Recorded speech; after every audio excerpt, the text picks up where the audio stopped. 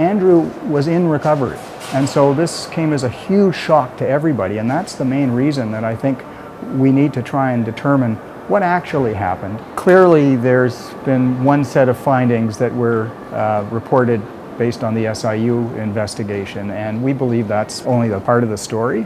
Andrew Loku was shot and killed by a Toronto police officer last July. The 45-year-old South Sudanese refugee had just finished a college program when he died and was hoping to someday bring his family to Canada. Loku's killing set off weeks of protests in Toronto by anti-racism groups. And last month, those protests kicked off again when Ontario's Special Investigations Unit announced it would not charge the officer who shot Loku with a crime. Despite months of investigations and media reports, what happened to Loku that night remains in profound dispute. The SIU says he walked toward two police officers, a hammer raised in his hands, and told them, "What are you going to do? Come on, shoot me." But Loku's friend Robin Hicks says that never happened. She believes she was the only other civilian in the hallway where Loku was shot that night. Here's what she says occurred. I remember my son coming into the living room. I was watching TV with my friend, and he said, "Mom, I think Andrew's out there arguing with somebody." So I said, "Okay, shut the TV off," and I went to the door and listened. And I realized, oh my God, it is Andrew. So I opened my door and I seen him in the apartment directly across from me where a mother and her two teenage daughters live.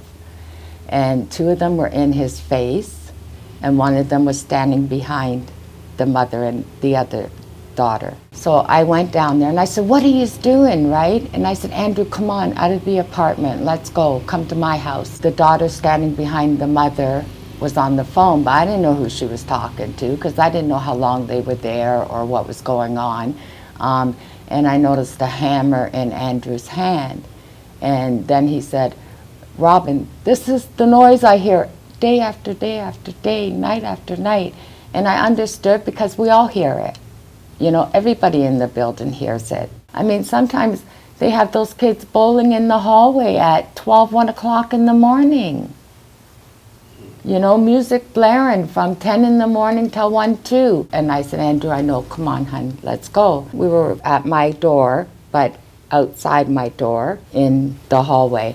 And my friend was calming Andrew down. And then we heard, "Freeze, drop it." And I spun around and Andrew turned around. And I told my friend to go in the apartment because we seen a lady officer and she had her gun drawn towards me and Andrew and my friend.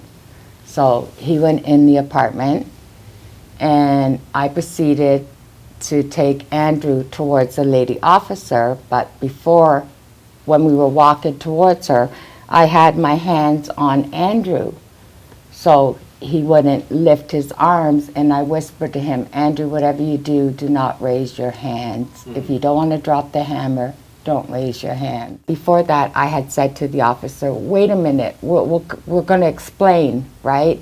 And at the same time, Andrew was telling her the noise and everything driving him crazy in the apartment, and, you know, but I don't know if she understood him very well because, you know, it's hard to understand Andrew unless you're face to face with him. She was standing there for a good 50 seconds, maybe even more, but I'm going to say 50 seconds just to play it safe.